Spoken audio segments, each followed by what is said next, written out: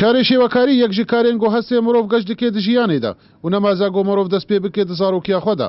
Beşar Abdilkerîm yek ji zarokên penaberên Rojavayê Kurdistanê ye û li kampa domîz niştecî dibe û gelek xolê fêrbûna karê şêwekarî vekirine û dibêje heger erîkarî mir hatba kirin wê di demek nêzik de vê meredek bi navê xwe vekirba. Navê Beşar Abdilkerîm e û emrêm 13 salî ji bajarê Girkêlekê me û nihal kampa domîzê û